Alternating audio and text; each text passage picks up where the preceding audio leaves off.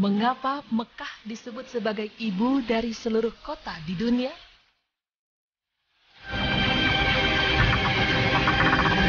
Mekah Al-Mukarramah adalah tanda kesucian dan tempat tinggal yang suci.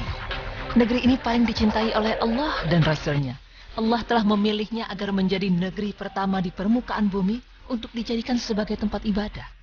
Sebidang tanah yang paling dekat kepada langit, Allah telah menancapkan kecintaan dan kerinduan kepada hati orang-orang mukmin kepadanya.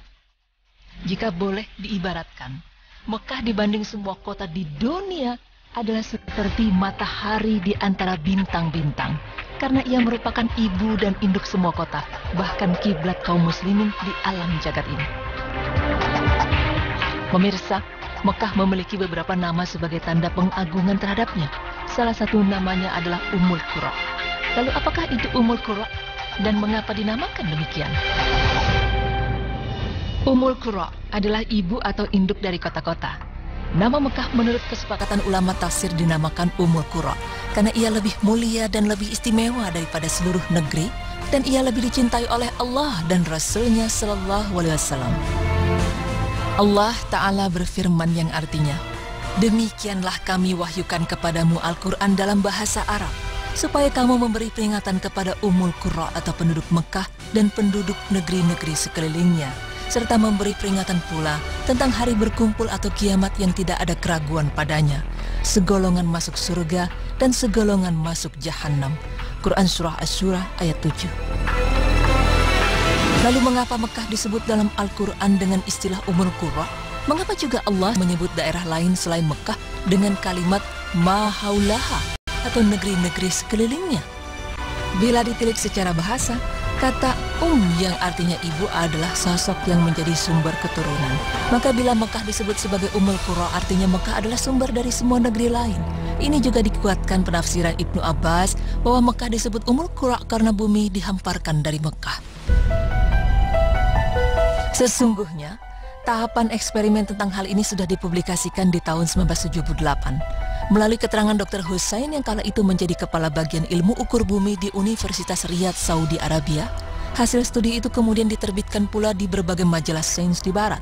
Bersama rekan-rekannya, Dr. Hussein menemukan bahwa jika ditilik dari sudut ilmu geografi atau ilmu bumi dan geologi ilmu tanah, terbukti bahwa Mekah adalah pusat bumi. Lalu tahun 2009, hasil penemuan ilmiah itu kembali dipublikasikan dalam sebuah konferensi ilmiah bertajuk Mekah sebagai Pusat Bumi, Teori dan Praktik. Konferensi yang digelar di Doha, Qatar itu memperkuat hasil penemuan bahwa Mekah adalah pusat bumi. Konferensi itu lalu menelurkan rekomendasi yang berisi ajakan agar umat Islam mengganti acuan waktu dunia yang selama ini merujuk pada Greenwich menjadi Mekah. Banyak argumentasi ilmiah membuktikan wilayah nol bujur sangkar melalui kota Mekah dan tidak melewati Greenwich di Inggris. Mekah berada di titik lintang yang persis lurus dengan titik magnetik kutub utara. Kondisi ini tak dimiliki oleh kota-kota lain, bahkan Greenwich yang ditetapkan sebagai meridian nol. Inilah alasan mengapa Mekah disebut sebagai Ummul Qura. Selain Ummul Qura, nama lain Mekah yang berikutnya adalah Baqqah. Allah Subhanahu wa Ta'ala berfirman yang artinya, "Sesungguhnya rumah yang mula-mula dibangun untuk tempat beribadat manusia ialah Baitullah yang di Baqqah atau Mekah yang diberkahi dan menjadi petunjuk bagi semua manusia." Quran Surah Ali Imran ayat 96. Lalu di mana saja batasan-batasan wilayah tanah haram Mekah? Dikisahkan bahwa malaikat Jibril memberitahu Nabi Ibrahim tentang batas-batas tanah suci dan menyuruhnya untuk menandainya dengan menancapkan batu. Ibrahim pun melaksanakannya, sehingga pantaslah jika Ibrahim disebut sebagai orang pertama yang menandai batas-batas kawasan suci Mekah, yaitu batas yang memisahkan antara tanah haram dan tanah suci. Setelah pembebasan Mekah atau Fatu Mekah, Rasulullah mengutus Tamim bin Asad al-Khazai untuk memperbaiki dan memperbarui tanda-tanda tersebut. Kemudian diteruskan oleh para khalifah kaum muslimin sesudahnya, sehingga tanda-tanda batas tanah suci itu mencapai 943 buah yang ditancapkan di atas gunung, bukit, lembah, dan di tempat-tempat yang tinggi.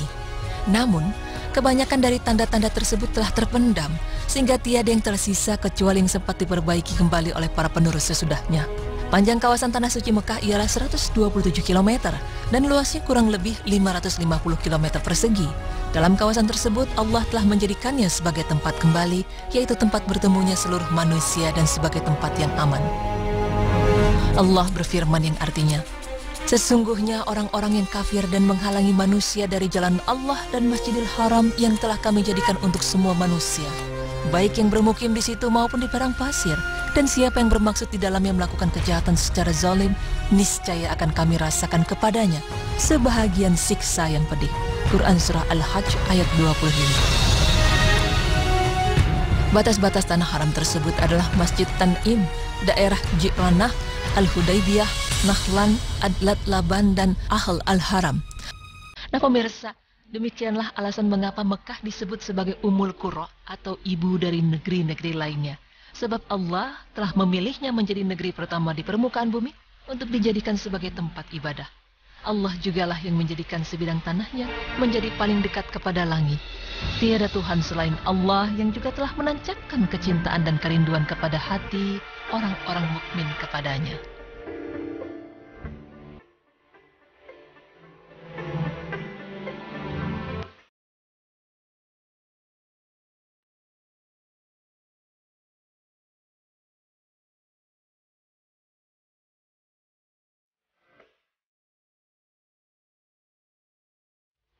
Masya Allah, ini dapat informasi baru lagi buat kita ya. Jadi memang Mekah itu adalah pertama kalinya ibadah itu dijalankan adalah di kota Mekah. Dan kalau kita meninggal di sana itu bebas hisab ya.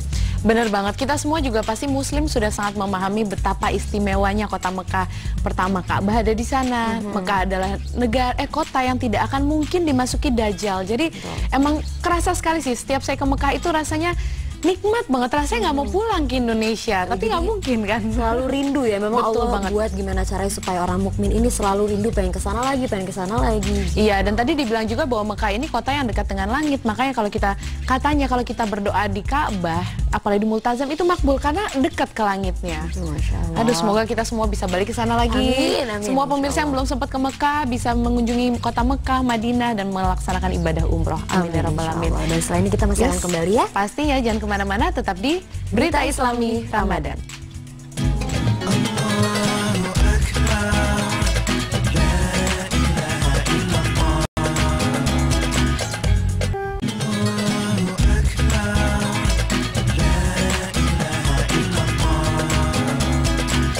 Ya baik, alhamdulillah nggak kerasa waktunya udah mau habis lagi. Tapi kalau tadi kita membahas soal kota Mekah, kita punya spesial nih. Iya, buat pemirsa Berita Islami, karena kita mau ngajak salah satu pemirsa yang beruntung untuk berangkat umroh bareng di akhir tahun nanti. Insya Allah. Dan nanti ketentuannya seperti apa akan kita umumkan lagi lebih lanjut ya. Hari Senin, insya Allah kita janji untuk memberitahukan seperti apa cara-caranya untuk Anda. Siapa tahu Anda yang beruntung nih bulan Ramadan, mungkin sambil doa makbul ya, semoga bisa berangkat. Insya Allah sama host Berita Islami juga nanti berangkat ya. Amin ya rabbal alamin. Baik, kita akan datang kapan lagi nih? Hari Senin ya? Hari Senin lagi. Jangan lupa saksikan terus Berita Islami Ramadan. Wassalamualaikum warahmatullahi wabarakatuh.